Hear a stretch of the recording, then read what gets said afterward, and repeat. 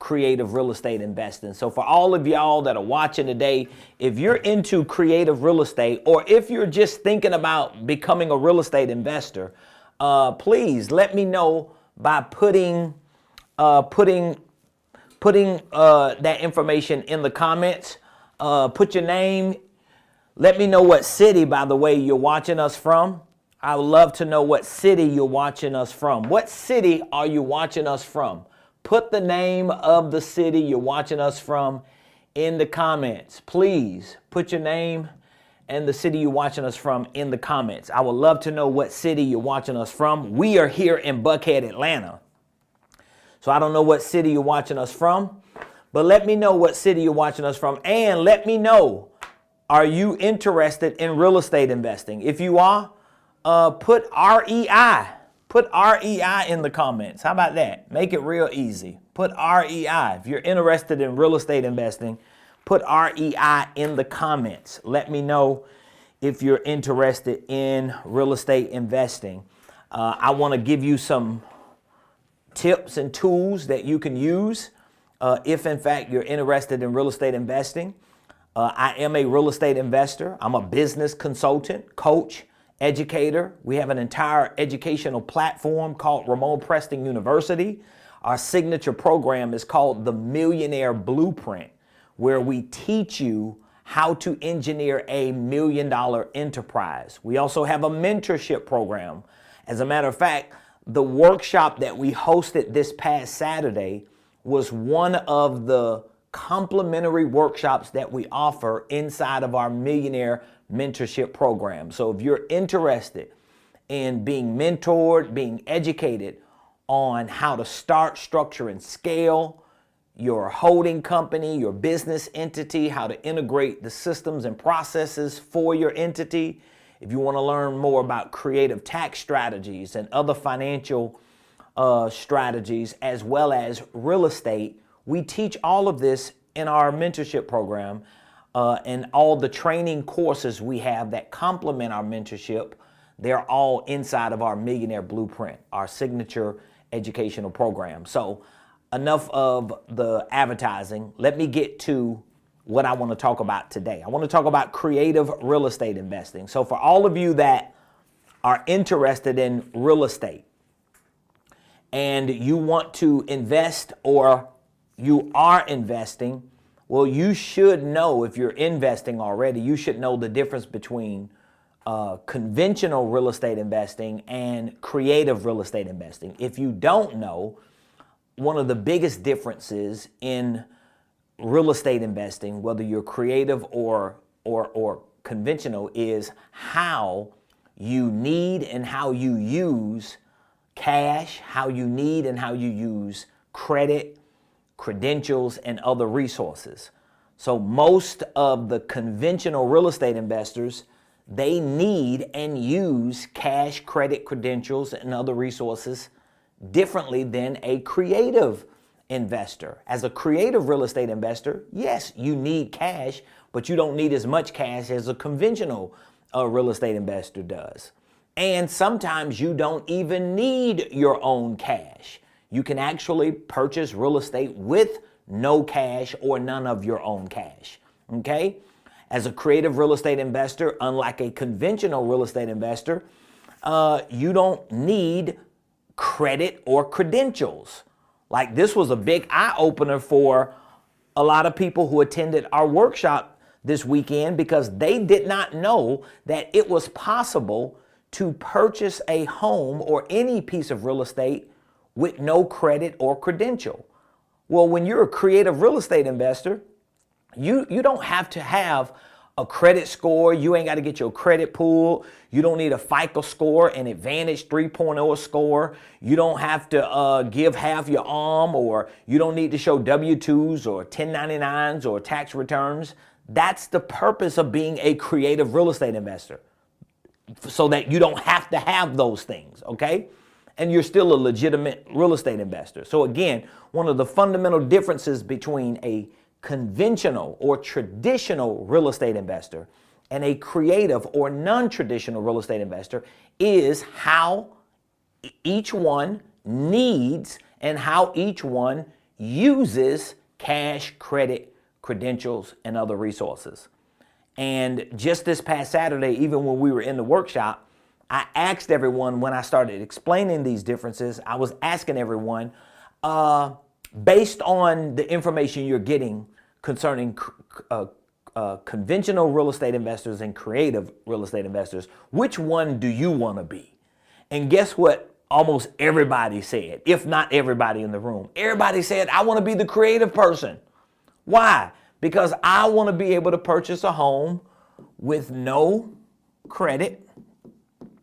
I want to be able to purchase a home with no credentials, right? And I want to be able to purchase a home with little to none, or maybe little to none of my own cash. So I'm not going to say it's no cash, but I'll say it could be little to none of your own cash, if that makes sense. And if that doesn't make sense, it just means that you need to learn other things about creative real estate investing, okay? So we talked about that, I think actually on the show, the live show, Friday at 12, I talked about those two differences, okay?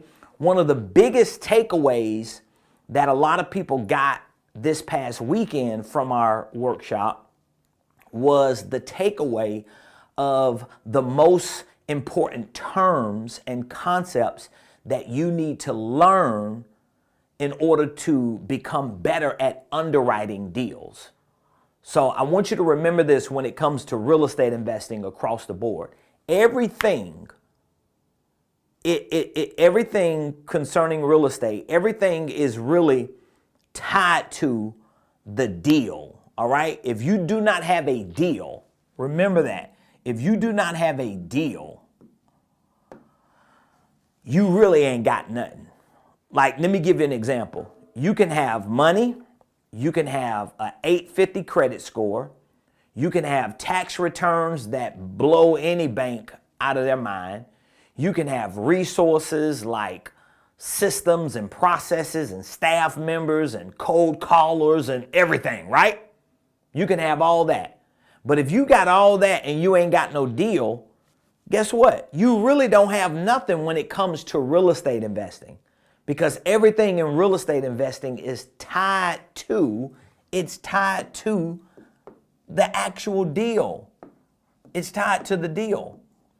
So if you are able to find, or if you learn to find and identify with pieces of real estate that have problems that you can solve, and you're able to structure a deal around that piece of real estate that someone owns who may have problems that need to be solved, the fact that you have that deal structured, it will help you better determine what do you actually need to close this deal and to make money. Because that's going to have a lot to do to determine, do you need cash? Do you need credit? Do you need credentials? Do you need other resources? I don't know if I'm going to need cash or how much cash I'm going to need. I don't know if it's going to require credit. I don't know if it's going to require credentials or other resources. I don't know this until I actually find the deal.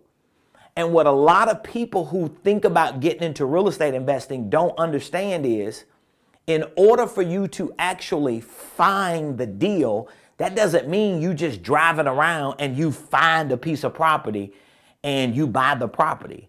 That's not necessarily what I mean when I say you have to find the deal. What I mean is you have to identify with problems that are associated to a piece of real estate that are motivating people to have to sell that piece of real estate. And if you identify with those problems and you understand those problems as their motivations, and if you're able to develop or structure solutions to solve the problem, you're going to be able to structure a deal, close, and that's how you make money, which subsequently solves their problem. Now, if you just understood what I said, if you're tracking me this far, let me know in the comments that you understand what I mean when I say everything is centered around the deal. All right? Because you don't want to have this mindset that, oh, I can't get into real estate because I ain't got no money. That's not your problem. The money is not your problem. And I remember saying this last week, and I reminded everyone that was here Saturday about this. I remember saying to them and to someone else last week and Saturday that if you come across somebody who tells you they need to sell their property, right? Just hypothetically. And you ask them, how much do you want to sell your property for? And they say, oh, I want to sell it for $50,000.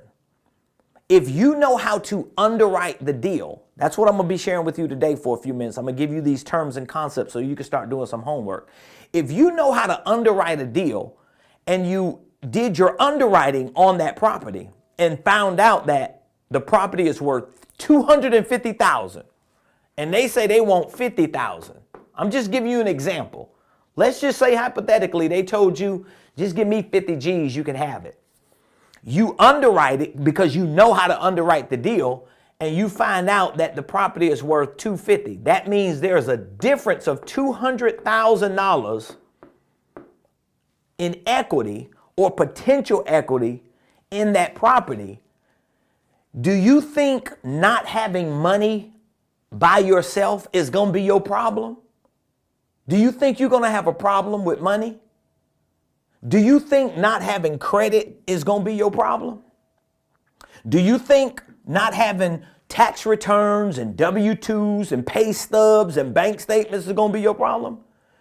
Do you think having other resources like a line of credit or credit worthiness or trade lines, do you think that's going to be the problem? No. Why are these things not going to be a problem?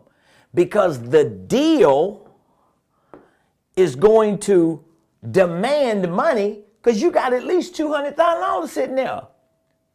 Anybody will give you money to get that deal tied up. Period. So that's why I always tell people, don't worry about the money and the credit and the credentials and the paperwork and all that stuff. That's why you want to be a creative real estate investor. The truth is, if you are an employee, if you are a 1099 contractor, if you are a business owner, shoot, I'm a preacher. If you are a preacher or a minister or a community servant, you should be creative. You need to take the word creative and use it as an adjective and attach it to everything you are, or attach it to the verbs of everything you do. Because the moment you tap into the creative side of anything, particularly in this case, real estate, it changes everything that you do. All right? So I hope y'all following me. And again, the most important thing when it comes to real estate investing, as I mentioned, is the deal. All right? And the only way you're going to get the deal is if you are able to find or identify with problems and see them as motivations. All right, for those of you that are watching me live, you are in a 12 o'clock noontime class. All right, so again, everything is about the deal. And the deal is not the piece of real estate necessarily.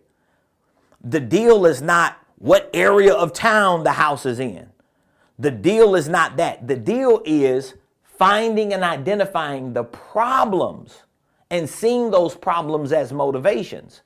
Because whoever owns this property, okay, I want you to see that.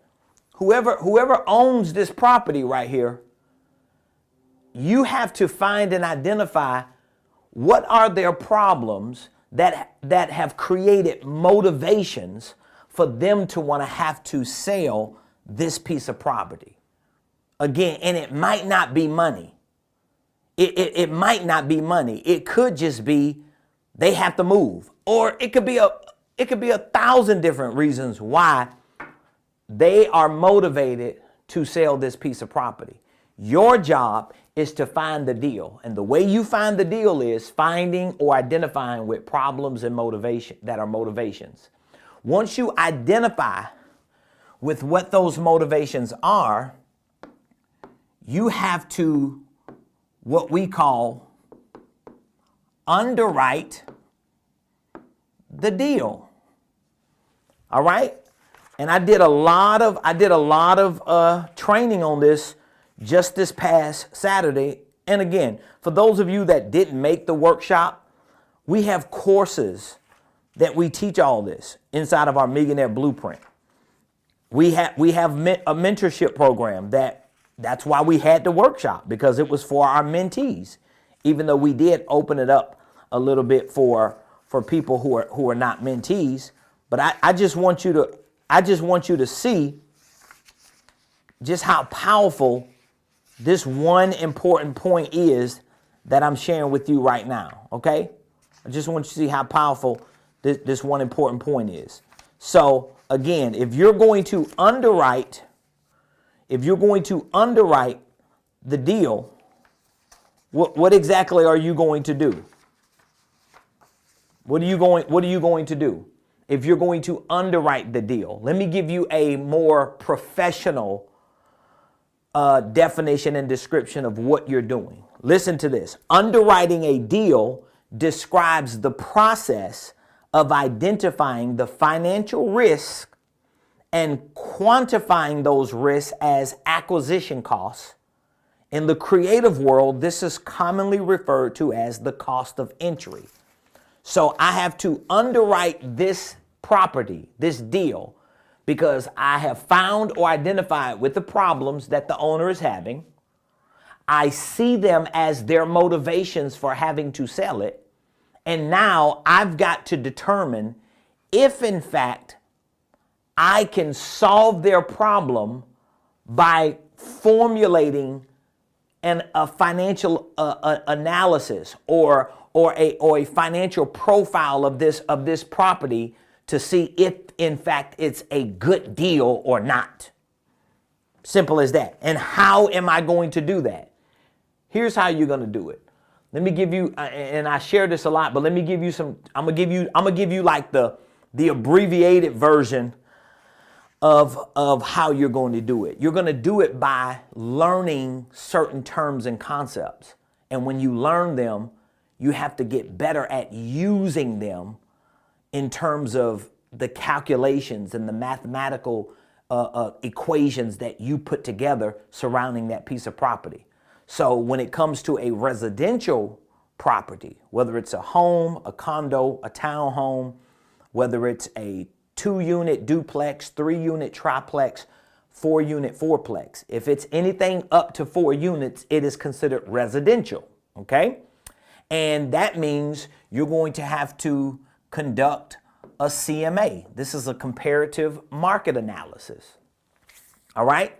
So that means either you as the real estate investor, preferably you have a real estate agent or a professional who has access to the MLS who could help you determine what the comparative market value of this person's property is.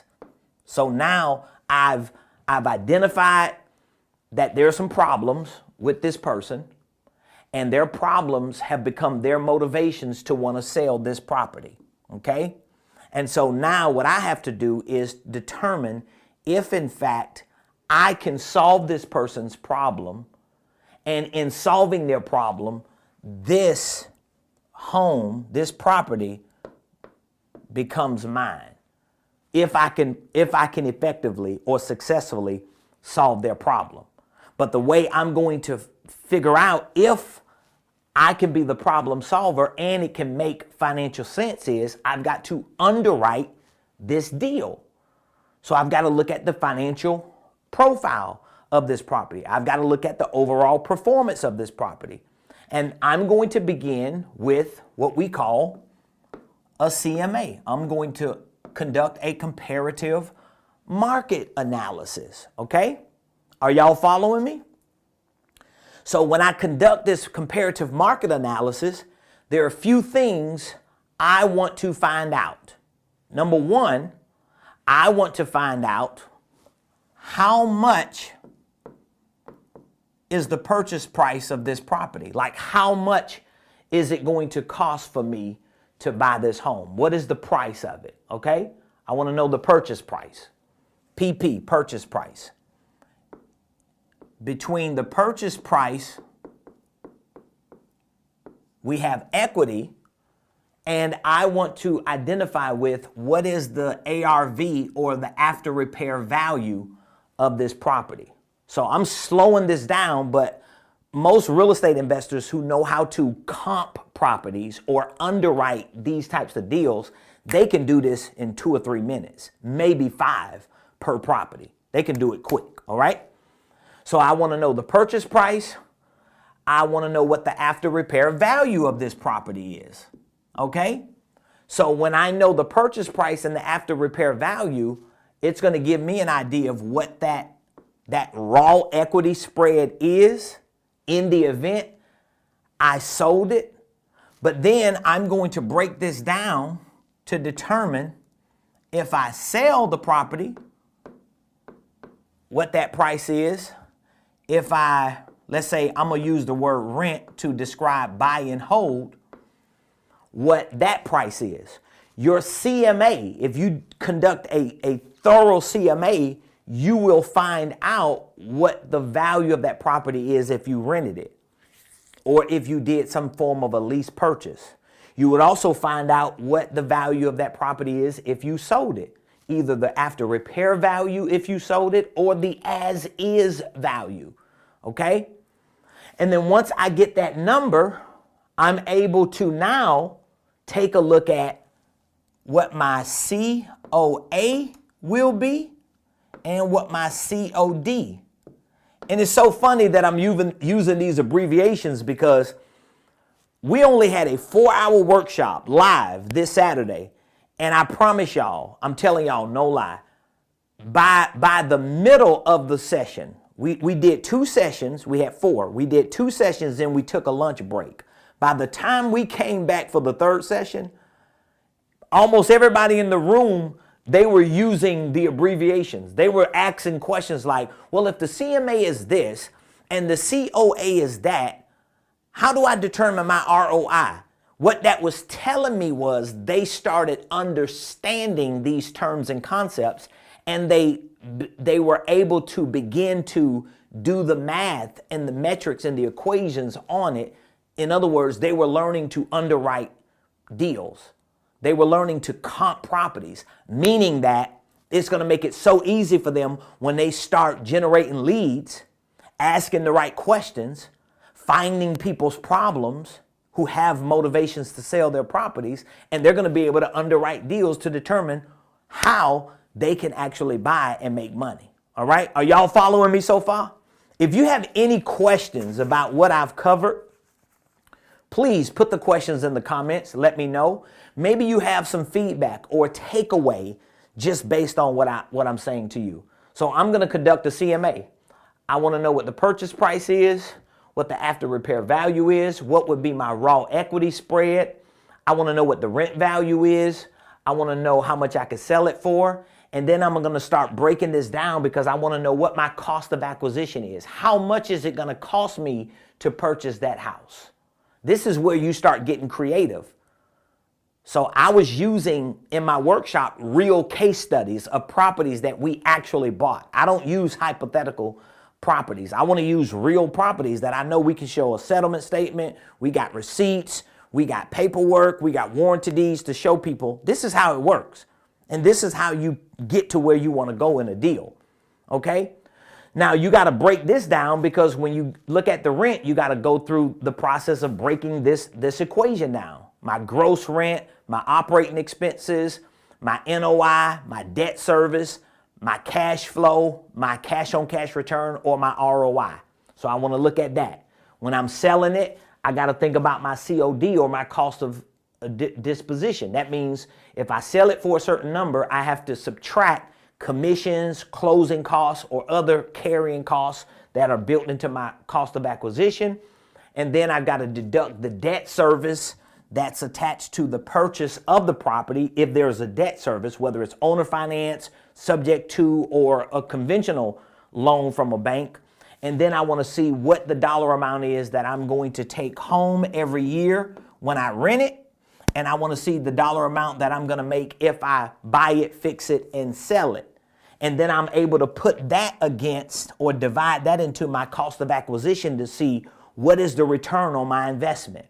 Like, I share at least 12 different terms and concepts in my courses and in my workshops, because if you could just wrap your mind around these basic terms and concepts, you will be able to look at any property and do this type of underwriting, and you will probably get good enough to know within a couple minutes if that's a deal. And if I can make sense of this, now I can return back to Mr. and Mrs. Seller and say, here is what we can do. And if that solves their problem, guess what? We can get under contract, we can prepare for closing, we can get to closing, and we can acquire real estate. I'm gonna stop right there, y'all. It's 12:30. I just wanted to come on today and at least, number one, remind you that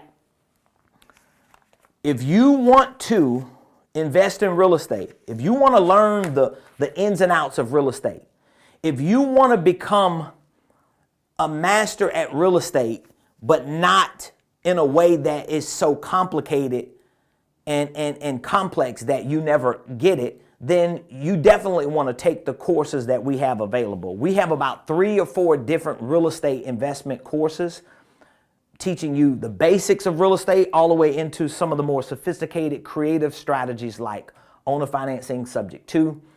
And guess what? We also have other courses and other mentorship and training that we offer, because as real estate investors, there are other things that you have to complement your real estate investment acumen with, like having the right business structure. So I teach a lot about the holding company, making sure you have a holding company set up, that you have your enterprise structured correctly. We teach about systems and processes, making sure you have your systems and processes integrated right so your business runs efficiently. And we teach creative tax strategies so that you as an entrepreneur can be aware of ways that you can lower your tax liability while maximizing your profit. So for those of you that are watching the show and you are interested in learning more about creative real estate or anything that I just mentioned, creative real estate, holding companies, tax strategies, systems and processes, or all of the above, I want you to reach out to me today. All right? Reach out to me today. You can call or you can text the word mentor. You could call or text the word mentor to 678. Matter of fact, my team, they're probably watching live. Can you all put the number, the contact number in the comments so they can have it? 678, I know one of our numbers is 276. Well, both of them are 276. Is it 8556, 8253? I know one of them is 8253. And one of them is 8556, I believe. 678, 276. And one is 8253, and I think the other one is 8556. Am I right, y'all? Boom, boom, boom. I'm upstairs in my studio, so I'm yelling downstairs, hoping I'm right with my numbers. So you could text or call one of these numbers, 678-276-8253 or 8556. And one of our team members will answer any question you have about creative real estate investing, if you want to know more about our courses, our mentorship program, if you want to learn more about our community that we have a business community that you can join, and we can get you set up and started. I wish you could have made it to the workshop, because that was $1 million worth of game in and of itself. So I appreciate all of you for joining the show today. Please do me a favor, hit the like button, hit the share button, subscribe to my YouTube page, follow me on TikTok, on LinkedIn, on what else? Threads, X, Facebook, Instagram. Anywhere you go to on social media, you can find me at Ramon Preston, But we would love and appreciate you if you liked, shared, followed, and subscribed. We need your support, all right? Anybody have any questions, put your questions in the comments. We'll circle back around and answer any of your questions. Or just call and text the word mentor. Call or text the word mentor to 678-276-8253 or 8556. I hope today's show was a blessing to you, and I hope you learned something. I hope I gave you some game. Hey, I love y'all, appreciate you all. We're praying for you to have a prosperous day and an even more prosperous week. Thank you for joining the show, and we'll see y'all next time. All right? Have an amazing day.